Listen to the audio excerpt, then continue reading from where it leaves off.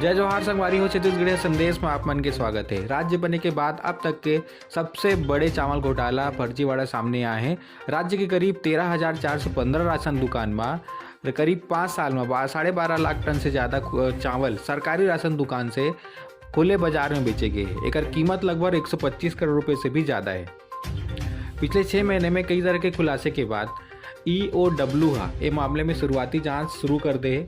शुरुआती जांच में ये बात सामने आया है कि ये घपला 2017 से 2022 तक के करे गए, जो कि सरकारी राशन दुकान से खुले बाजार में चावल मतलब बेचे गए।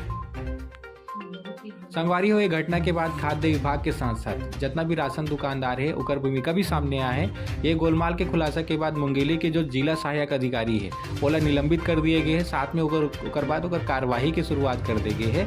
100 से ज़्यादा राशन दुकानदार के ऊपर नोटिस भी दिए गए हैं। साथ में करीब 50 फूड इंस्पेक्टर मतलब अभी नोटिस दिए जाना बाकी है।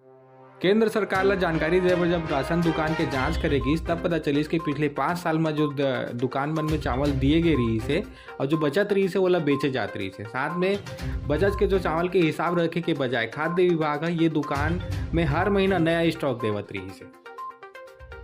संगवारी हो, ये बात भी सामने आया है कि सबसे ज़्यादा फर्जीवाड़ा रायपुर, बिलासपुर, कोरबा, रायगढ़ और मुंगेली, बलौदाबाजार, दुर्ग और राजनांदगांव के राशन दुकान बन में सबसे ज़्यादा फर्जीवाड़ा करेगे।